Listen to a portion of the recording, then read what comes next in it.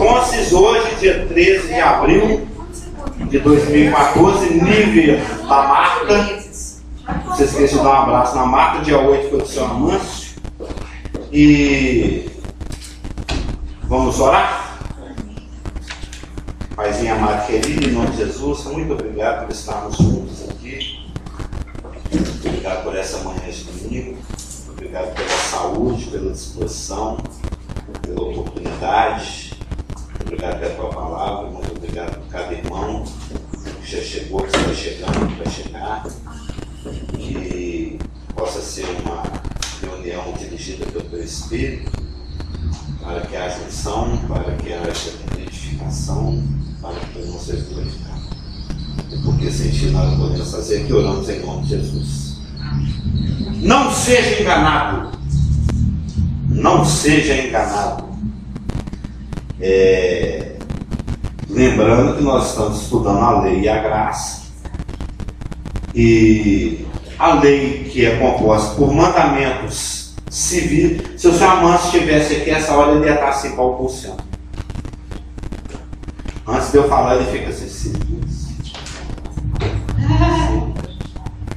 Ele vai relembrando, né? É composto por mandamentos civis, morais e cerimoniais.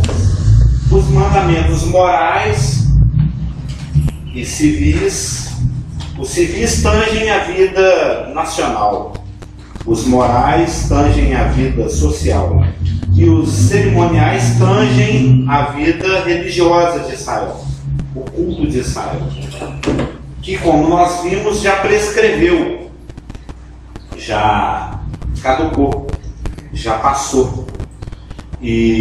Mas de qualquer maneira, ele é sombra de um novo sacerdócio que foi instituído, sacerdócio segundo a ordem de Melquisedeque. E nós que somos da igreja, do dia de Pentecostes para cá, ou seja, com a ressurreição de Cristo e a descida do Espírito Santo massivamente sobre aqueles que compõem a igreja, nós fazemos parte de uma raça eleita, de um grupo de pessoas que têm sido chamadas por Deus para participar de um ministério, de um sacerdócio. Lá no Apocalipse capítulo 1, versículo 6, fala que aquele que nos ama e pelo seu sangue nos libertou dos nossos pecados, ou seja, Jesus Cristo, ele nos constituiu reino, sacerdotes para o seu Deus e Pai. Ele nos constituiu sacerdotes.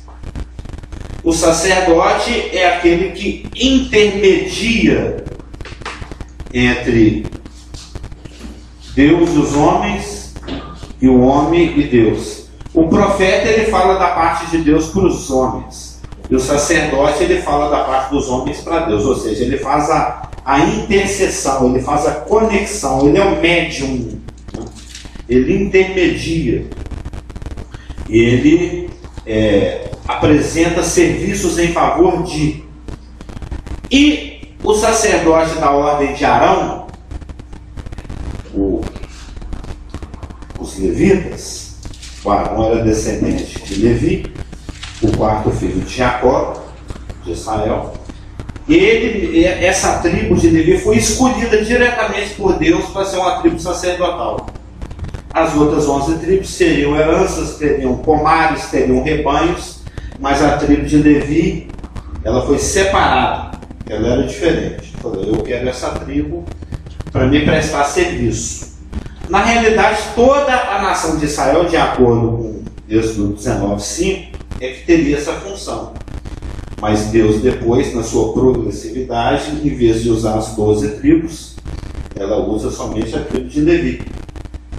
Na realidade, a tribo de Levi faz a conexão entre Deus e a nação de Israel, para que a nação de Israel faça a conexão entre Deus e todas as nações. É o dízimo dos dízimos, é a tribo sacerdotal da nação sacerdotal. E eles tinham várias tarefas. Nós falamos aqui na semana passada, eles eram açougueiros, perfumistas, lenhadores, né?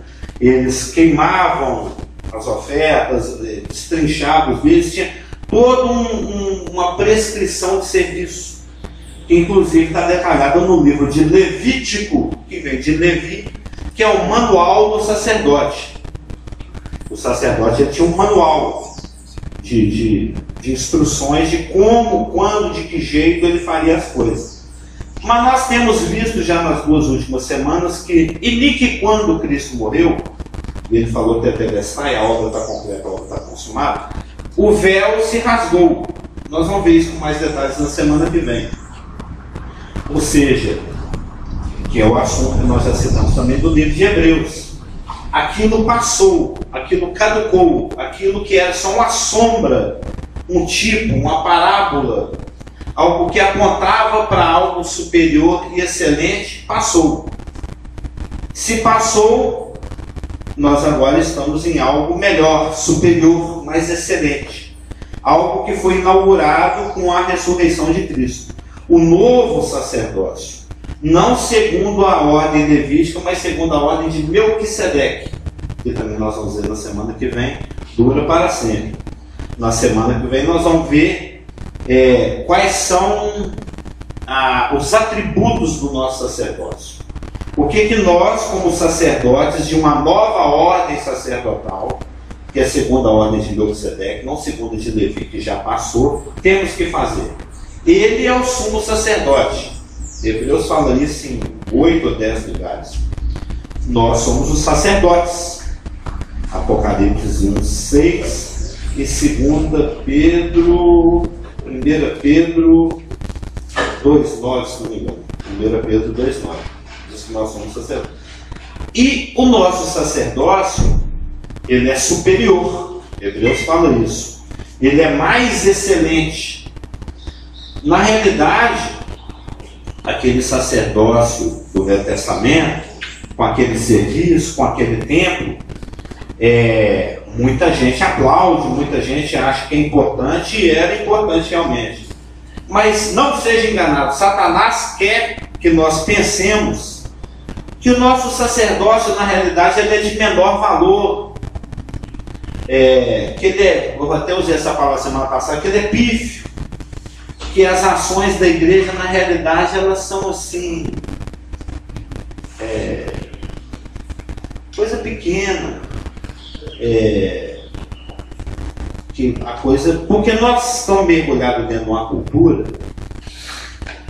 principalmente os ocidentais, na realidade é o mundo inteiro, o mundo jaz no maligno, mas nós, principalmente aqui no mundo do lado ocidental, né, nós estamos mergulhados numa cultura que valoriza o flash, valoriza o brilho, valoriza o exagero, valoriza o que aparece, valoriza o bonito. Isso é herança da cultura greco-romana. Os gregos valorizavam, né, o nariz aquilino, a beleza, tinha lá Vênus de Milo, né, os renascentistas trouxeram isso de novo. A cultura greco, né, que passou para a romana, a cultura greco-romana que nós herdamos, ela valoriza o estético, o bonito, o grandioso, o portentoso, o bacana. A gente fica fascinado. A gente não, eu não estou muito chegando nessas coisas, mas a maioria das pessoas fica fascinada com aquelas coisas lá norte-americanas, de Hollywood, Oscar, aí chega aquelas mulheres lindas com aqueles cabelos, o vestido, qual o vestido que a fulana vai usar. Aí elas chegam, elas até dão aquelas paradinhas, 300 flechas, aí chegam aqueles homens super lindos, com aqueles cabelos maravilhosos, os Red Ford, os outros lá, não sei quem, o mundo fica babando, né? Aqueles ícones da beleza, da fama, do sucesso. Então a gente acha que Satanás colocou isso na nossa cabeça, que é isso que tem valor. Então o Zé Mané, que pega ônibus, que paga R$ 2,65, que frequenta a igreja porta de garagem pentecostal, esse cara não serve para nada, isso é um lixo. Isso aí E Paulo fala isso. Isso é escória. Paulo fala, nós somos considerados lixo. A gente olha para um Brad Pitt, olha para um irmãozinho afrodescendente com um terno preto, fora de número, com a Bíblia toda encebada debaixo do braço, que aquilo ali é um lixo. Um bonito é Brad Pitt. Aquilo ali é um lixo. Satanás colocou isso. Então, as ações dos poderosos, do Obama, né, aqueles presidentes pedófilos lá da Itália, né, que fazem lá as suas reuniões de prostituta, aquilo tem valor. Aqueles caras ali são aplaudidos. Pessoal que mata crente, pessoal que persegue judeu, pessoal que gosta de pedofilia, tudo isso tem valor. Eles têm euro, eles têm status, eles têm Pacabana, eles têm terno, eles podem, aquilo ali é bacana. Agora um crentezinho que mora lá no Letícia, lá em Sabará, lá sei lá onde, isso não serve para nada. Isso é o que Satanás nos ensina. Então, por quê? Eu já falei sobre isso. Jesus Cristo prometeu que o inferno não tem como resistir à igreja. As portas do inferno não prevalecem contra as ações da igreja. Um crentezinho humilde que ajoelha e ora, e intercede, e rende ações de graça, e evangeliza, ele está trazendo impactos, ele está agindo de uma forma que vai afetar não somente o presente momento, mas toda a eternidade. Isso vai gerar como é que fala? Tem até naquele filme lá de Viagem no Tempo, até citei isso também, um evento lá no passado muda, que vai levando ecos, né? Como é que é uma reação em cadeia. É uma reação em cadeia que vai afetando um monte de coisa. Aquela que o Van Damme Viagem no Tempo lá, não lembro nem o nome do filme. Mas lembra, mudava uma coisa lá e vinha uma onda que vai impactar tudo. Uma ação boba, entre aspas, de um crente nascido de novo, ele sai afetando tudo. Ele afeta ali o quarteirão dele, igual uma certa oração específica que o Lula estão fazendo, e nós estamos aguardando a resposta. É uma coisa mixaria, mas isso vai afetar o quarteirão, vai afetar o bairro, vai afetar a cidade, vai afetar o estado, vai afetar o país, vai afetar o planeta, não somente nesse século, mas no século 22, no século 30, daqui a 1 milhão de anos, a eternidade inteirinha, essa ação da igreja vai ficar ecoando. Satanás sabe disso. Aí o que ele fica cochichando? Ele fica te enganando. Pô, você é um mané, hein? Você não serve pra nada, hein? Ah, você olhou pra saia da menina, não. Ele fica tentando desqualificar o nosso sacerdócio, porque ele sabe que as ações da igreja são muito impactantes contra o inferno. Ele sabe que pequenas atitudes de obediência na palavra de Deus no dia a dia fazem uma diferença por toda a eternidade. Até tem um texto marcado aqui de Lucas 11:28, que eu nem lembro por que eu marquei esse texto. Lucas 11:28. Lucas 11:28 diz: é um versículo que ilustra da própria boca do Senhor a importância daquela pequena atitude de obediência à palavra de Deus no dia a dia. Antes, bem-aventurados são os que ouvem a palavra de Deus e aguardam. Isso a gente vê em várias, Lucas 11:28. Em vários lugares do Evangelho a gente vê o Senhor elogiando e estimulando a obediência pura e simples, bobinha ali, porque também por causa da cultura de Satanás greco-romano que nós temos na cabeça, a gente acha que existem as passagens da Bíblia que são excelentes, e aqueles versículos da Bíblia assim, são um versículo da Bíblia. É um menor, é uma palavra de Deus de segunda categoria dentro da palavra de Deus. Os que falam de assuntos assim, são de primeira categoria, mas isso não existe. A palavra de Deus é a palavra de Deus em qualquer versículo. Tudo aqui é uma revelação. É teos pneustado, né? Foi soprado, pneuma, espírito, sopro, vento. Foi pneumado pela boca de Deus. Teopneusos, foi inspirado, é o que é traduzido por inspirado. Então tudo aqui reflete o que Deus pensa. Então tudo é de igual valor. E tudo carece de obediência da mesma forma. Não existem coisas que a gente escolhe obedecer e coisas que a gente não escolhe obedecer. que o Senhor falou é que bem-aventurado é aquele que escuta e guarda e pratica. Porque o Evangelho, isso é 2 Coríntios 11, 2, 2 Coríntios 11, 2, diz o seguinte, mas 11, 2 e 13, não, só o 3, não, 2 e 3. Porque zelo por vós com zelo de Deus, Paulo falando para os coríntios, visto que vos tem preparado para vos apresentar como virgem pura um só esposo, que é Cristo. Mas receio que, assim como a serpente enganou, Satanás quer nos enganar.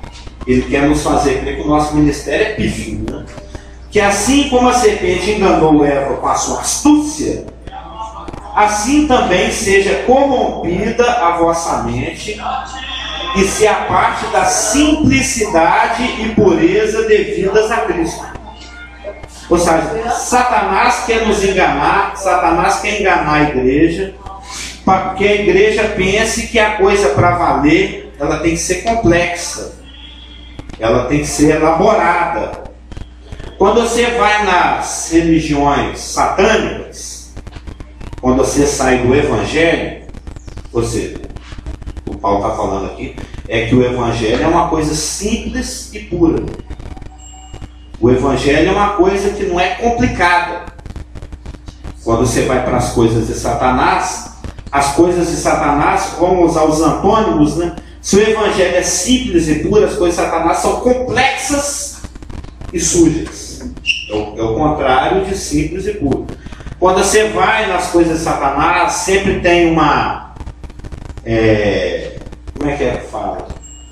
Tem o leigo, o que sabe pouco, e tem o iniciado, tem o sacerdote, tem o líder, tem o xamã, né?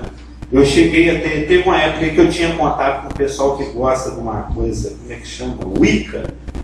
Alguém já deve ter ouvido falar. É uma bruxaria mais moderna.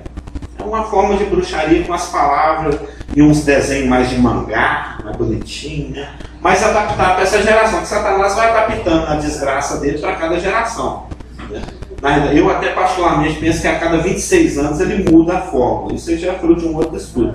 Ele vai adequando as coisas para ele poder matar, roubar e destruir o máximo. Então, são coisas cheias de mistérios, cheias de hierarquias, de sabedorias a serem alcançadas, né? Toda religião satânica tem como característica uma hierarquia, né?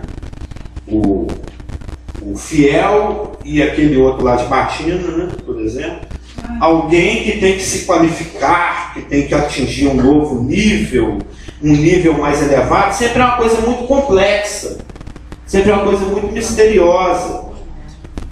Mas o Evangelho se caracteriza pela simplicidade e pela pureza. É uma coisa simples. Deus fala, se obedece. É só isso. É João 15. Você fica conectado nele, ele fala, você escuta e faz. É só isso. Não precisa complicar mais do que isso. O Evangelho, ele se caracteriza pela simplicidade. As coisas de Satanás exigem iniciação, qualificações, ou potencial humano, hierarquização, como diz. E no novo sacerdócio que foi inaugurado pela morte e ressurreição de Cristo, do qual nós participamos, qual você tem aqui Apocalipse 6, 2, 9, todos nós somos iguais em potencial. Não existe o melhor crente, o crente mais qualificado. Já até li, eu acho que eu citei isso na semana passada com alguém, não sei se foi com Elaine, um livro de um argentino, Juan Carlos Ortiz, o discípulo. Ele lá numa certa passagem, explicando a passagem de Lucas, onde ele explica esse conceito, o fulano é um grande servo de Deus. Tem uma coisa errada. Como é que o servo pode ser grande? Se você é servo, você não é grande. Se você é grande, você não é servo. Isso é antitético. Não tem essa de grande. Existem servos de Deus, mas a gente tem esse negócio de aplaudir, né? Mineirão vai lotar. O grande servo de Deus, o profeta apóstolo vem aí, ele vai curar, tragam suas muletas, tragam sua AIDS, traga sua gonorreia, traga seu câncer, nós vamos curar tudo, o cara é o cara. Não existe isso. Não existe isso, não existe. Sério. Você vai pegar lá, Mas ela também é Deus. O Senhor já deve ter curado isso alguma época da história do planeta, né? Mas por que, gente? A gente tem essa. Porque nós somos satanizados, nós somos educados por Satanás a aplaudir a Jolie entrando com o vestido rasgado até na coxa, né? E os flash pipocando. A gente gosta disso, naturalmente, o nosso velho homem. E ele quer que nós pensemos que tem o crente de maior nível, de menor, não, aquele ali sabe muito. Você sabe pouco, você fica quieto, é melhor você nem orar. É melhor até você sair da igreja.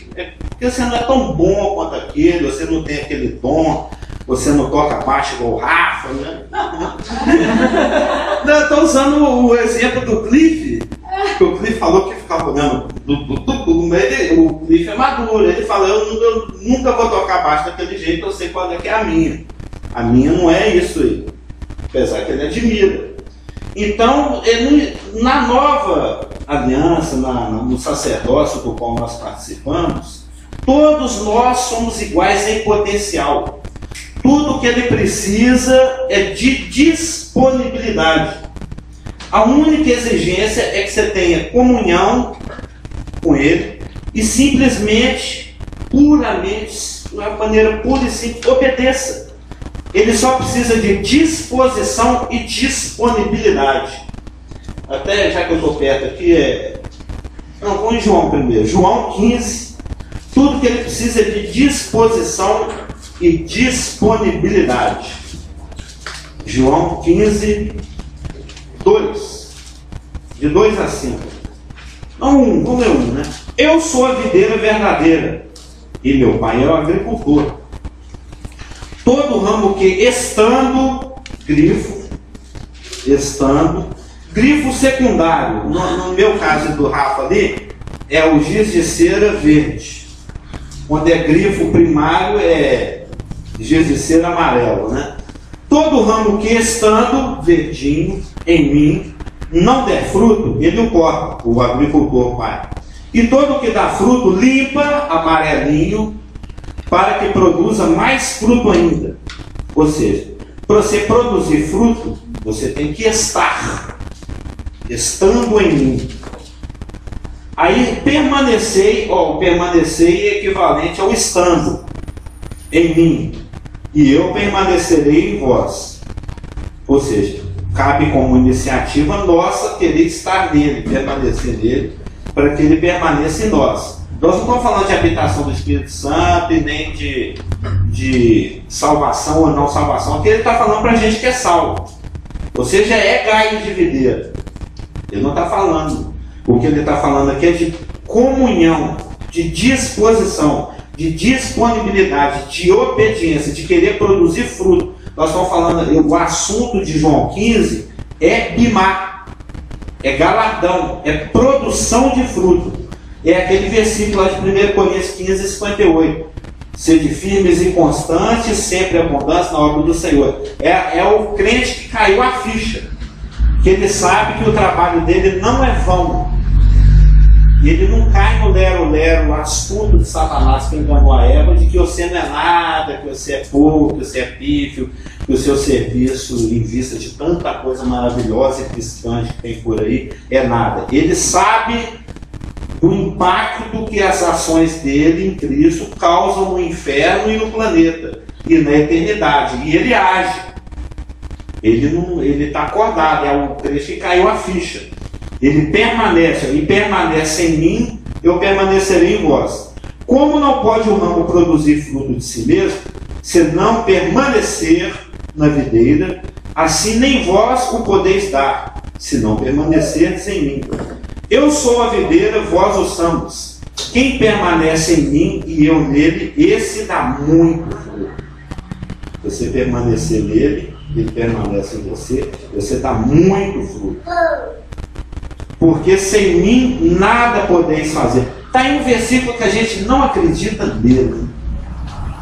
Acho que pouca gente, poucos nascidos de novo, acredita nesse versículo. A maioria das pessoas acha esse versículo bonito, concorda com esse versículo, já leu esse versículo, sabe que tem esse versículo na Bíblia, mas não acredita nesse versículo. É muito deprimente, a gente se sente muito inferiorizado ao saber que nós somos absolutamente incompetentes. A gente não serve para nada, a gente é meleca do nariz, tem que ser jogada fora ou colocar debaixo do banco. Não serve para nada. Nós somos um lixo nesse aspecto. Faz favor. Só para. Inclusive tem essa passagem aqui, quando ele arranca o galho da ponte e lança fora, tem muitos líderes por aí que pegam como pretexto aí, vai dizer que o crente está pegando essa passagem. Sim, um assunto aqui não é esse. Não, estou falando assim, mas eu já ouvi muita gente dizer. Sim, é a pessoa que não conhece Bíblia que fala isso. Entendeu? O que ele está citando aqui é que tem pessoas, tem intérpretes, que entendem que quando fala que se não produzir fruto ele arranca e lança no fogo, alguém o pega e lança no fogo. O pastor até pregou, eu ouvi dizer que pregou sobre isso há uns 300 anos atrás, quando eu estava dando o casamento do André. Mas é verdade, prega que existe perda de salvação, mas o contexto aqui não é salvação, o contexto aqui é produção de fruto.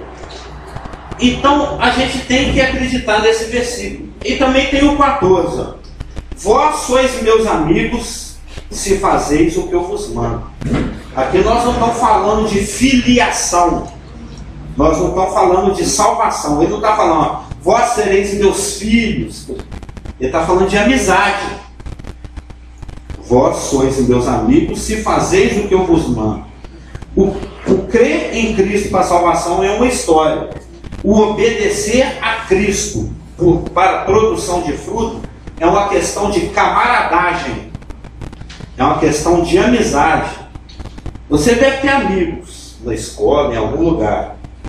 Deve ter situações em que você está ali naquela precisando, e você pede para o cara amarra, você fala assim, pô velho, achei que você era meu amigo, né? Você até se decepciona.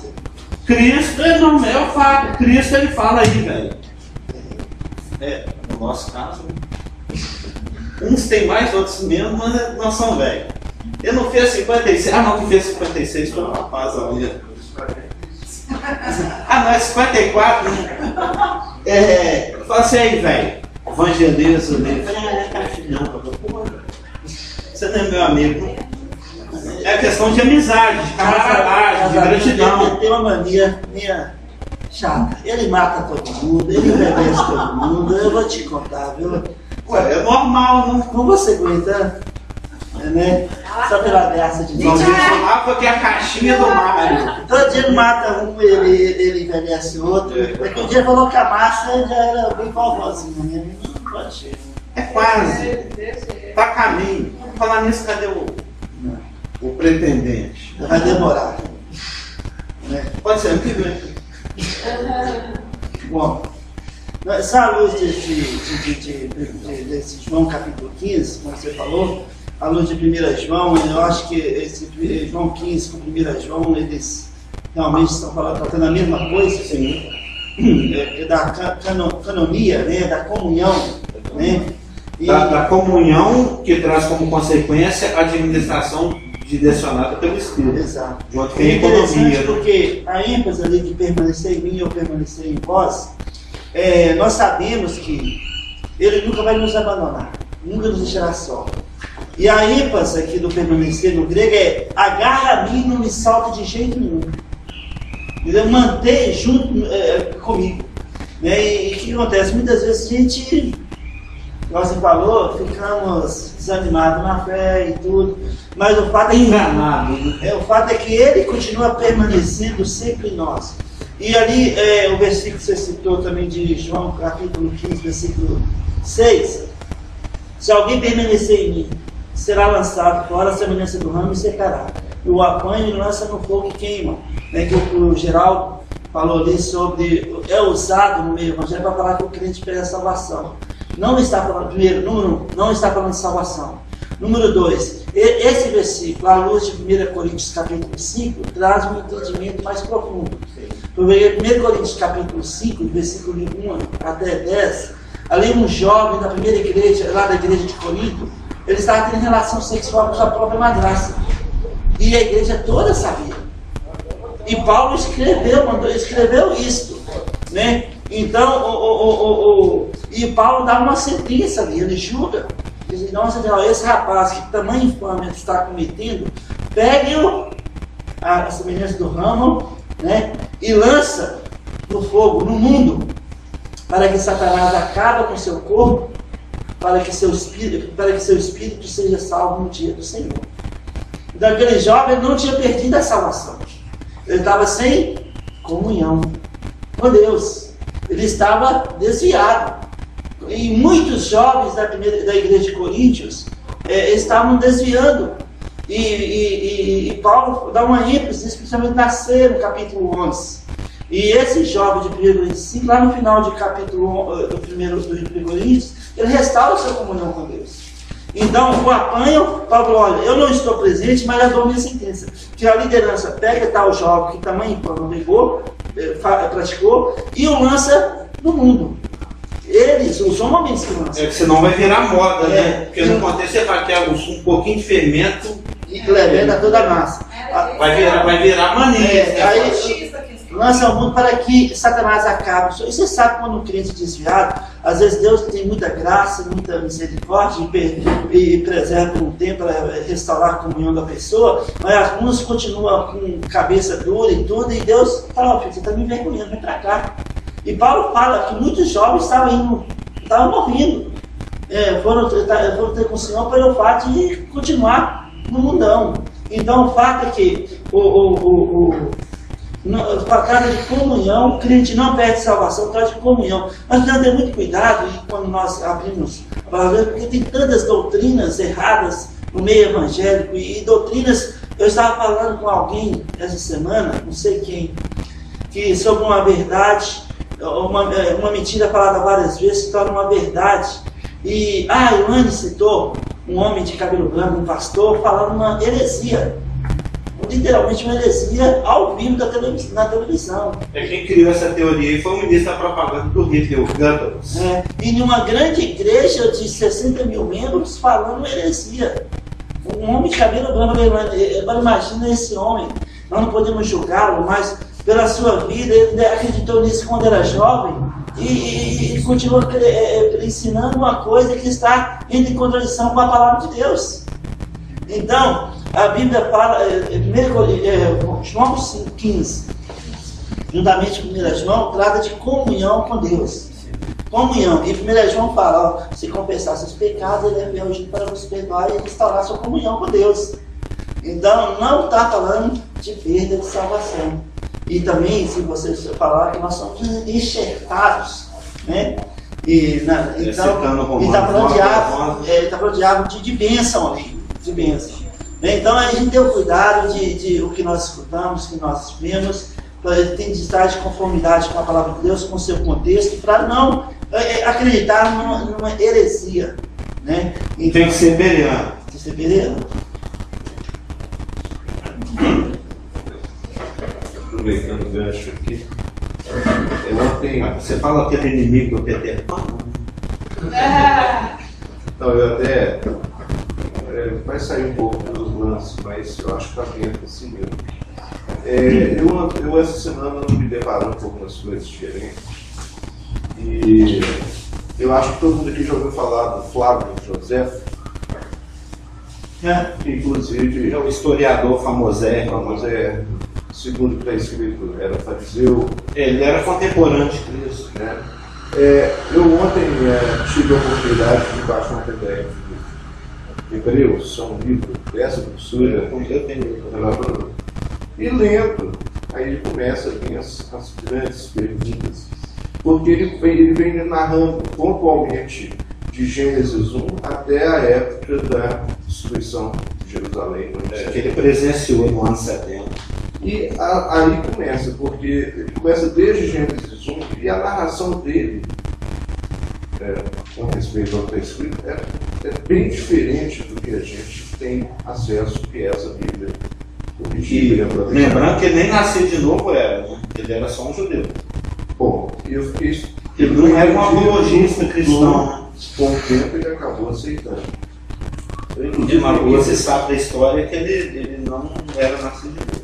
Então aquela colocação toda eu me achei estranho, eu até queria compartilhar, porque a gente tem essa Bíblia e tudo, mas talvez, como a gente não sabe o hebraico, como deveria ser, a colocação é diferente. Por exemplo, lá fala de toda a criação, e depois fala que, mais especificamente a respeito da serpente, ele não toca no assunto de Satanás. Ele fala que a serpente enganou a Eva, e que pelo fato de eu ter enganado, quer dizer, eu até trouxe para te mostrar depois. Eu quero conversar com você a parte depois a respeito. Não, mas aí tem vários outros versículos, por exemplo, Apocalipse fala da serpente, tornou o dragão, que tornou o Satanás, o diabo. Tem Isaías 14 que fala, tem Ezequiel 28 que fala. É apenas um título.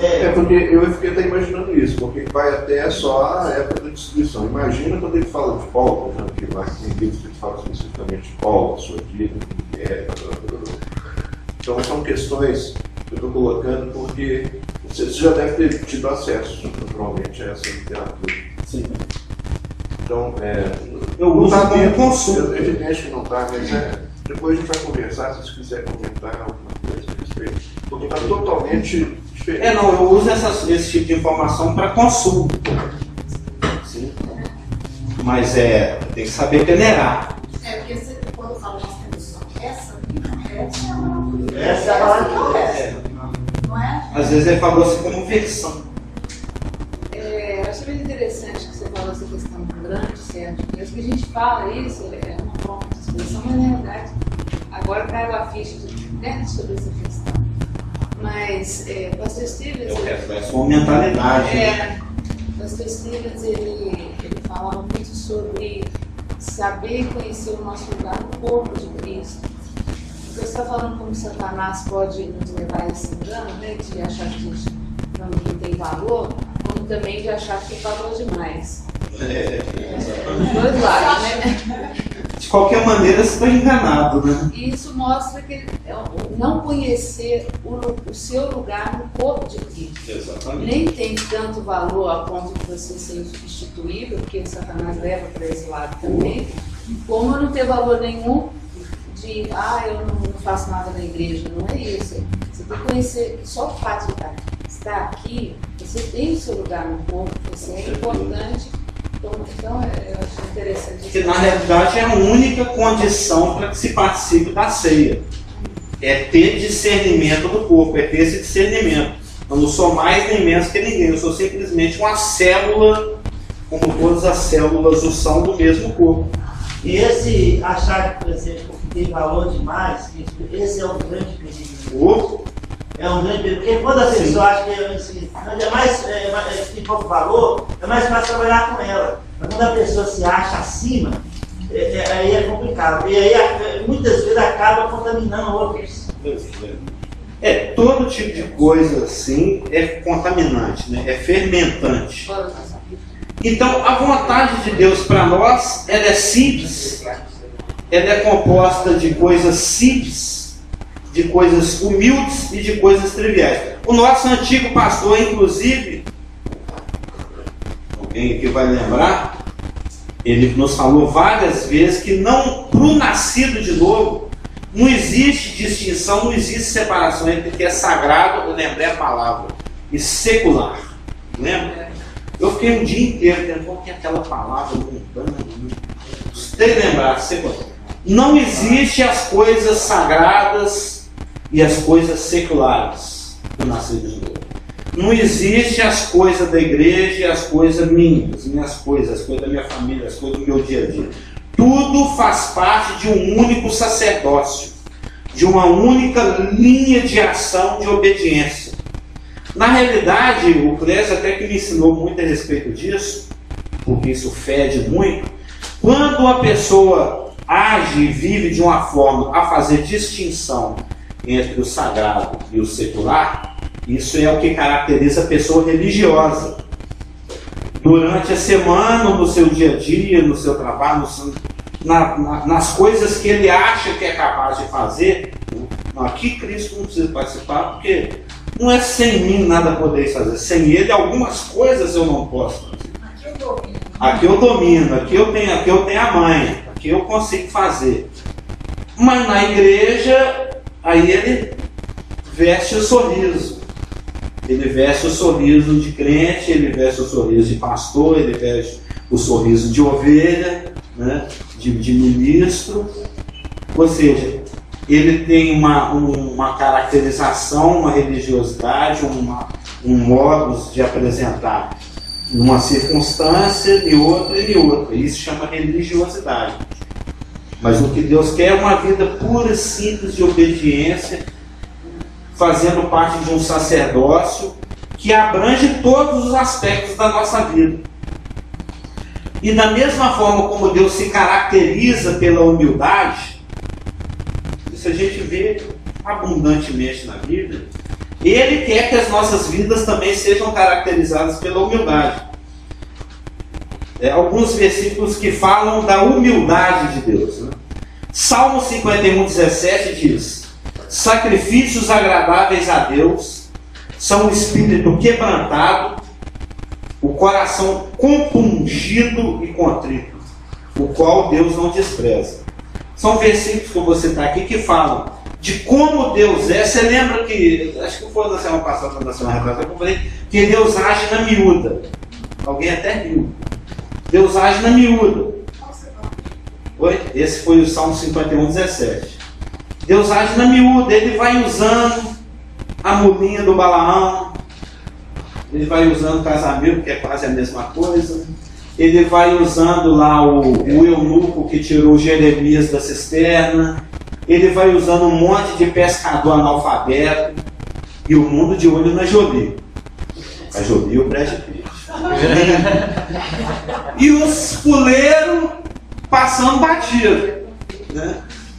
Os vagabundos aqui, os lixos, as mulas do Balaão, passando despercebido. Lá na eternidade, o inferno vai estar cheio de gente famosa, grande, bonita, e o céu cheio de mendigo, vagabundo, prostituta, né? Aquela galera, a Band, o céu vai estar cheio de bandido. Por que Deus quer isso? Efésios, para mostrar nos séculos vindouros a suprema riqueza da sua graça para conosco. Eu lembrei daquele versículo da festa, exatamente. Eu quero meu salão cheio. Os convidados não querem vir, não? Vai para a estrada aí, chama. Vai lá para debaixo do viaduto ou dentro da rodoviária, chama gentalho. Pode vir com cachimbo, pode vir com o jeito que tiver. Entendeu? Com setário, com fedorento, o chinelo com grampinho. Cadê o seu amante? O chinelo com grampo. É essa turma aí que está indo para lá. Nós. Então Deus se caracteriza pela humildade. E Ele dá valor para esse tipo de coisa. A pessoa tem aquele outro, que você está citando em uma passagem do Evangelho, aquele outro versículo lá, o fariseu, eu, não sei o quê, e o outro, não, eu sou um merreca mesmo, um miserável. Tem misericórdia de mim. Jesus falou, o fariseu continua na mesma, o outro desceu justificado. É o coração quebrantado, é o coração compungido, é o coração contrito. É o coração que sabe qual é que é, o coração da ficha caída. É o coração que sabe, eu sou um Zé Mané, mas Deus usa Zé Mané. Então, isso aqui. Salmo 138:6 diz: ainda que o Senhor é excelso, eu gosto dessa palavra, Salmo 138:6. Ainda que o Senhor é excelso, altão lá no alto, excelente. Isso vai ser o nosso próximo estudo lá no de Apocalipse, depois de alegria, glória, a doxa, né? No reino, estudo no eu falei porque o Apocalipse demorou tanto para acabar que eu acho que ele não poder. Porque na realidade o estudo do milênio é a continuação do estudo de Apocalipse, né? É uma ampliação do 20. Ainda que o Senhor é excelso, atenta todavia para o humilde, mas ao soberbo conhece-o de longe. De longe. Deus está lá no trono dele, super brilhante. Ele olha para a terra assim, o que chama a atenção dele? É o Zé Merreca, é o humilde. E nós temos um conceito errado de humilde, viu, Elaine? Igual a gente tem aquele conceito errado do sacrifício, até que nós vamos explicar. Provérbios 16:15 diz: abominação é ao Senhor todo coração, todo altivo de coração. Não ficará impune mesmo de mãos postas. Eu achei esse versículo fantástico. Porque Deus, ele sonda o nosso rim, né? E o nosso coração. Ele olha lá dentro. Ele está vendo o cara lá, está lá de mãozinha posta, lá ajoelhado. Quem olha assim para o nó, aquele ali é o religioso, é o que distingue secular de sagrado. Na igreja ele é o cara de mão posta, é o ajoelhado. Mas Deus olha lá dentro do coração e fala: ih, é altivo. Esse eu conheço de longe, como diz Elaine. De longe eu já sei quem é. Como é que é? Tem um ditado, acho que é aqui em Minas, né? A respeito disso. Só de ver de longe, então eu já sei quem é aquele ali. Quem não conhece que te conta, agora eu não lembro como é que eu digo. Em Isaías 40, 10, 11, que é aquele, já até comentei várias vezes a respeito desse texto com o pastor, assim como ele, eu também sou apaixonado com Isaías 40, que mostra Deus com a gota d'água na mão, né, pastor? Você pregou aqui, as nações é um pingo no balde, blá blá blá, e mostrando é um capítulo que fala da excelceza. Existe essa palavra? O Senhor é excelso. Joia? Que fala da excelceza de Deus, de o quanto que Deus é excelso, né? Que fala da excelsosidade. Você que é bom em adjetivações, substantivações, é excelsosidade, que fala da excelsosidade de Deus, as nações ao fim. E fala: ó, eis que o Senhor Deus virá com poder, o seu braço dominará. O capítulo começa assim e vai falando da excelceza de Deus. Mas aí lá no versículo 11 fala: mas como pastor, ele apacentará o seu rebanho, e entre os seus braços recolherá os cordeirinhos, e os levará no seio, e as que amamentam ele guiará mansamente. Imagina o Deus do universo, babá. É o Deus babá. Ele pega o cordeirinho. Ele gosta, ele não se impressiona com a Jolie e o Brad Pitt, e os flashes, e o vestido rasgado até na coxa. O negócio dele é o cordeirinho manso, é a coisinha boba, é o coraçãozinho contrito, é a obediência pura e simples, é aquele crentezinho afrodescendente com aquela Bíblia encebada debaixo do braço que mora lá no comerciário, lá no Letícia. Ele não está preocupado com os grandão. Em Isaías 57:15, porque assim diz o alto, o sublime, que habita a eternidade, o qual tem por nome de santo. Habito no lugar alto e santo lugar, mas habito também com contrito, com abatido de espírito, para vivificar os abatidos e vivificar o coração dos contritos. Em Zacarias 9:9, que foi um dos motivos da rejeição do Ramachia, eles esperando o rapaz que chega, chuta o balde, degola romano. Aí vem lá Zacarias, até falei, quinta-feira nós comentamos sobre isso, da cegueira de Israel. Às vezes o sumo sacerdote naquele dia, quando ele abriu tudo para ele, os mananciais do deserto, a Márcia tem caras que conhece e gosta dessas coisas. Eu não sou dessa época. De livro, de devocional. O nosso estilo de cabelo é igualzinho, despenteado. Não sou dessa época. Quando ele não mata, quando ele não envelhece. Não, mas ela que se auto-envelheceu, não usei essa palavra. Às vezes o sumo sacerdote aquele dia estava lendo lá o livro de devocional diário dele, o mananciais do deserto dele. Versículo de hoje, Zacarias 9:9. Alegra-te muito, ó filha de Sião, exulta, ó filha de Jerusalém, eis aí vem o teu rei justo e salvador, humilde, montado em jumento, num jumentinho, cria de jumento. Eles esperando o Messias chegar no alaço, respondegante, branco, com as coisas douradas, arrancando cabeça de romano. E vem lá aquele Galileu com a mão cheia de calo, de tanto bater martelo, montar num jumentinho. E ele lá lendo o devocional, ele olha assim na janela e vê Jesus montar no jumentinho. Detesta que carpinteiro, vou matar ele essa semana. A cegueira. E vem o Messias lá cumprindo profecia. A profecia na cara dele. Mas o sumo sacerdote gostaria da Jolie, do Brad Pitt, do tapete vermelho, do Flash. Ele estava enganado por Satanás. Igual muitos crentes estão. Ele estava esperando uma coisa grande, um Messias portentoso, dominador, né? Tipo aquele rapaz lá da internet, como é que chama? Todo mundo gosta dele. Porque se for patrocinar, ele trucida. Ele é famoso. Eu não guardo o nome dele. Um de barba assim. Um que tudo é ele que resolve. Quando é para dar um tapa, é ele. Eu vou lembrar o nome.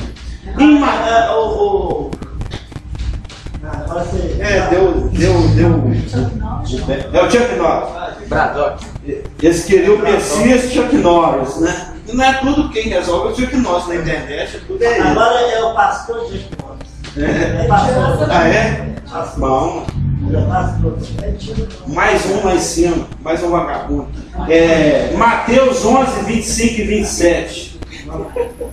Mateus 11, 25 e 27.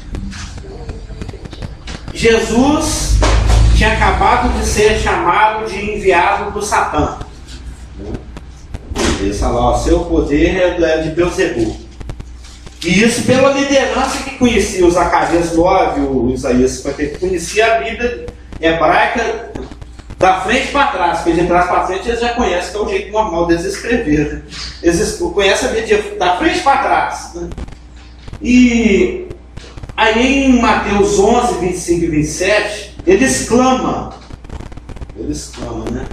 Por aquele tempo, exclamou Jesus: graças te dou, ó Pai, Senhor do céu e da terra, porque ocultastes estas coisas aos sábios e instruídos. A liderança instruída estava rejeitando ele. E revelaste aos pequeninos.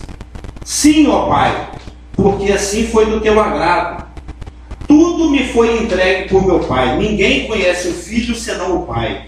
E ninguém conhece o Pai senão o Filho e aquele a quem o Filho o quiser revelar. Ele tinha acabado de ser rejeitado, chamado de endemoniado, pela liderança instruída, que sabia todos os versículos. Eles prestavam até consultoria. Agora eu estou querendo matar um neném aí, chama os escribas. Vocês estão sabendo onde é que ele nasce? Bem, de acordo com os meus escritos aqui, é em Belém. Nossa! Eles prestavam até consultoria para o Herodes.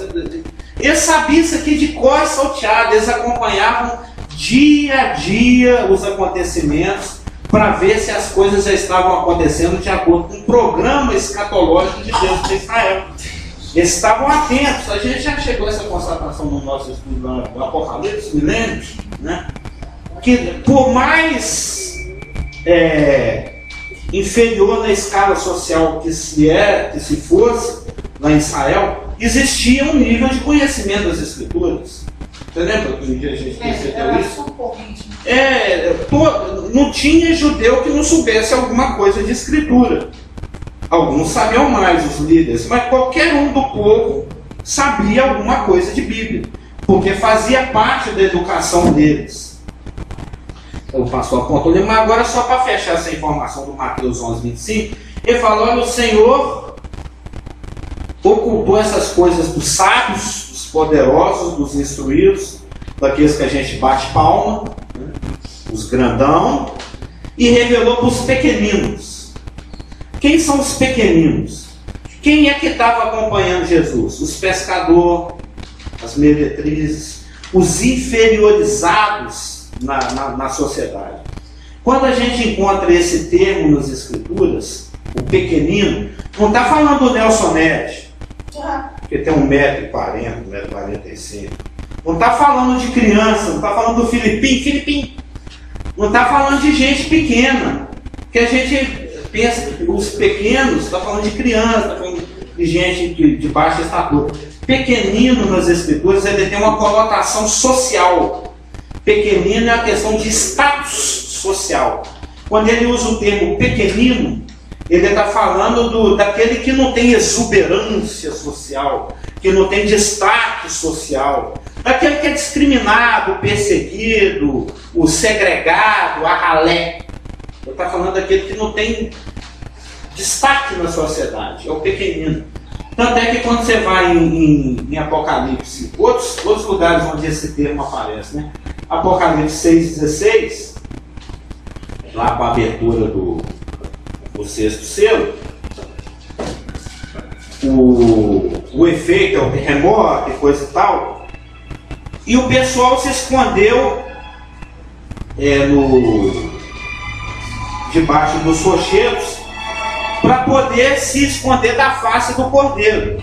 Porque quando você vai em Apocalipse 20, 12, esses mesmos mortos da tribulação e de todas as épocas, quando ressuscitam, fala, vi também os mortos, os grandes e os pequenos. Não está falando do Nelson Ned, o jogador de basquete. Está falando daqueles que foram alguma coisa na sua sociedade, na sua história, que todo mundo sabe o nome, é o Obama, né? Todo mundo sabe quem é ele, o Bill Gates. Ele é grande, ele é conhecido, o mundo inteiro sabe quem ele é. Porque ele tem destaque social.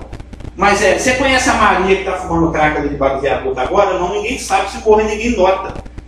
Ela é uma pequenina, ela é uma segregada, ela é um resto da sociedade. Ela é uma pessoa de nenhuma ou pouca importância social. É isso que significa o termo. Quando você vai em Mateus 25, 40, lá depois quando Jesus no final da tribulação reúne as nações para serem julgadas, e ele fala assim, ó, faça favor, entra aí no meu reino, está preparado para você desde antes da fundação do mundo. Não, mas por que eu vou entrar aí? Não, porque quando eu tive sede, você me deu água, quando eu tive fome, você me alimentou, quando eu estava na prisão, você me visitou. Eu não lembro de ter te visto lá na cadeia, não. Não, só quando você fez para cada um desses pequeninos aqui. Aí ele aponta para aquele remanescente judaico tribulacional, cheio de band-aid e salopas, todo desfolado, que foi perseguido e humilhado durante toda a tribulação. O segregado, aquele que não valia nada lá no reino do anticristo. O pequenino, a ralé, o lixo social da sociedade anticristã.